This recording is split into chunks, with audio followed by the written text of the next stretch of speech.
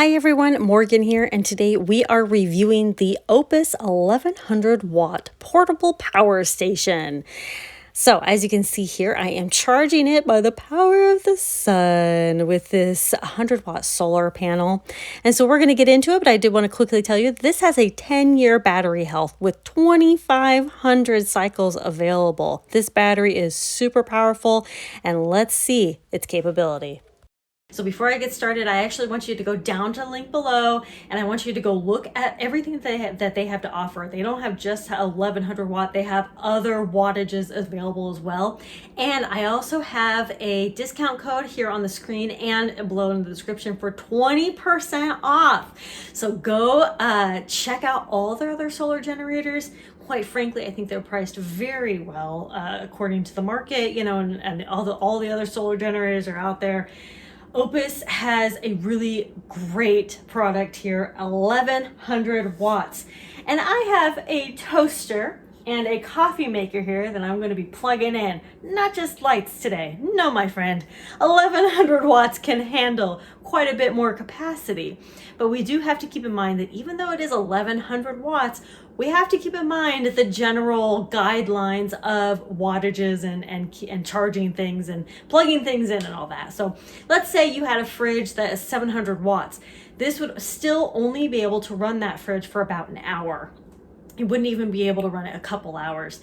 Now, if you had a freezer that's like 100 or 200 watts, you could run that freezer a few hours. You could also run a mini fridge on this for several hours, depending on the wattage. You know, if it's like 60 watts, you could run it here for like, 10 hours, something like that, something around that. I'd say closer to 5 to 7 hours, something like that. But, if that's like the only thing you're charging. But look at the wattages of things that you want to charge. But this is a beast. It will be able to charge, and especially with the ways that it can charge. 1, through solar panel. 2, through your car charger. You can plug it into your car. And 3, you can charge it with your wall outlet. So before there's even an emergency, plug it into that wall outlet. And it actually has a protection inside to where it will not overcharge the battery. So if it's just plugged in all the time, it will just stop charging when it's done, which is good, because if it's still plugged in, with some devices, if it stays plugged in for a long time, it can actually damage that battery. But you can just have it plugged in and it'll be good to go. So this is a lithium battery inside. This is a little bit more massive. Oh man, it's a little bit more massive than some others. And but it's still a really nice, quiet, you can have it inside kind of thing. It does have a light on the back. I'm going to show you that. So there's a high, well, that was a low, high, and then an SOS feature on it, which is pretty nice. S-O S, there we go. So cool, there we go. So it has an SOS feature with the high and low beams. All right, let's get a better close-up of this baby. There's the display, the input. It has USB and USB-C. It also has the 12 volt here that you can charge with your car. And then it also has pure sine wave. So let's go ahead and check it out and turn on these couple things. I just really wanted to see the capability of it. I'm really excited to plug these things in and just kind of see how it's going to work. Okay, so there is a little button right here. Just boop, turn that on. So this one actually has an internal fan. Let me show you. And you can hear it. It has a little internal fan. So right now it's saying with what it's plugged in, just what it's plugged in at 45 hours. Now let's actually run them and see what it looks like. I will tell you from experience, running a toaster oven on our solar power, it would sometimes trip it in the winter. It was real bad there. But okay, I'm gonna get the coffee maker going first. Let's go ahead and just start that. So running this, it actually went down to 53 minutes. Wow, really? The coffee maker takes that much wattage? It's wild. Obviously, this is not going to be running for 53 minutes. It's just telling you, if you had this coffee maker on for a full hour, you know, that's what it would be doing. But now it's down to 44 minutes. Oh my gosh, I can't believe this coffee maker takes so much wattage.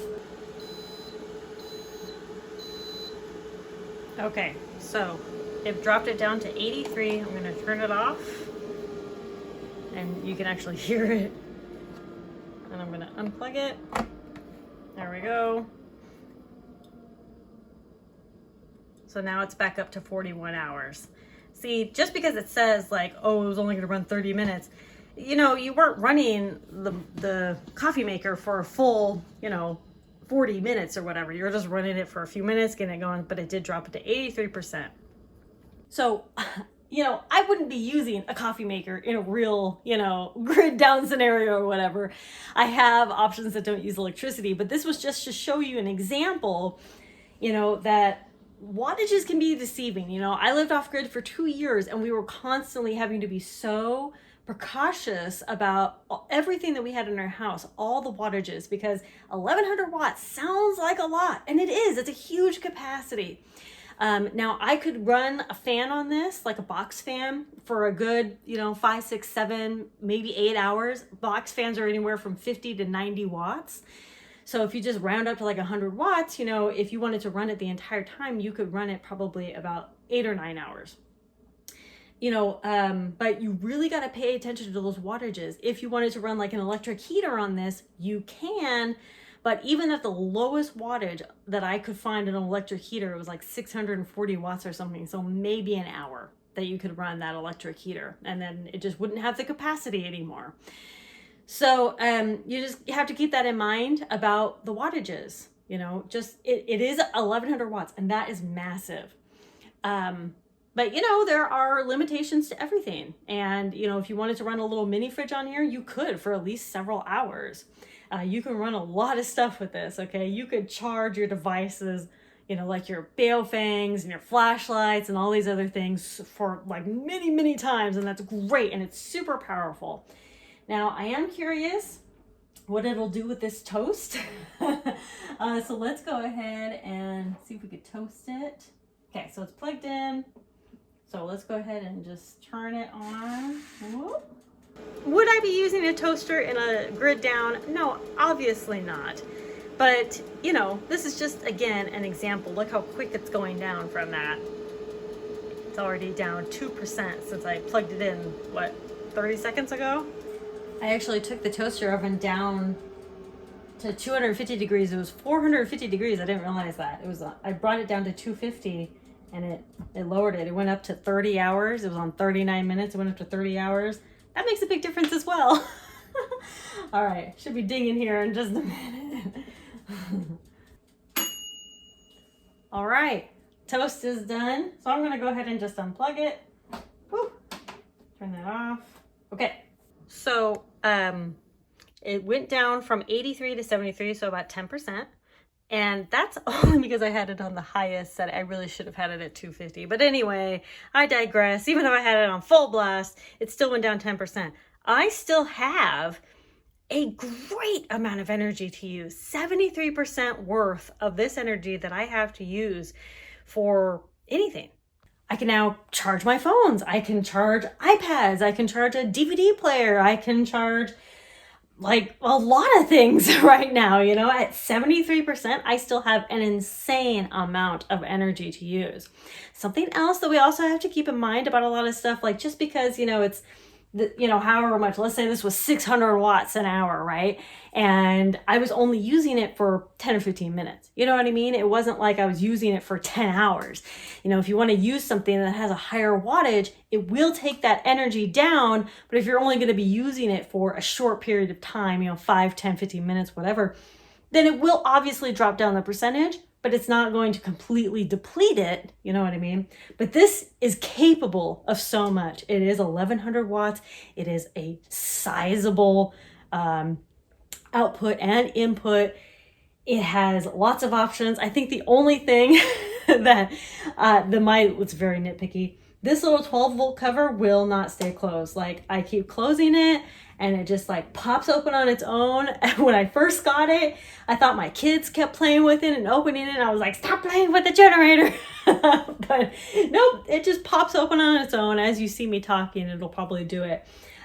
It's beefy, it's powerful. I actually love that fan. With as powerful as it is, it really needs that fan. Our system, our whole solar system when we were off grid had a fan like that. And it was, you know, it needs something with that much power and capability. It really does need that fan. So even though that fan is taking up a little bit of energy, it's very insignificant. You know, I wouldn't even worry about that. Like, oh, the fan's taking up energy. Very insignificant amount of energy.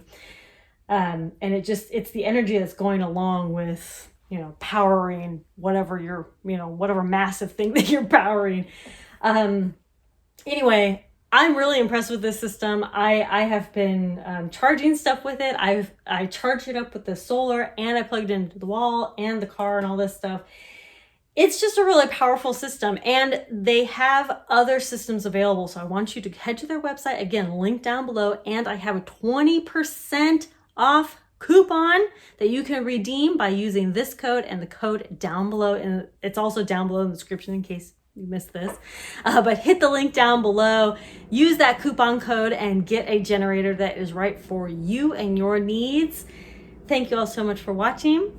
Conquer tomorrow by preparing today, and do not forget to head to OUPES and check out all the generators that they have available.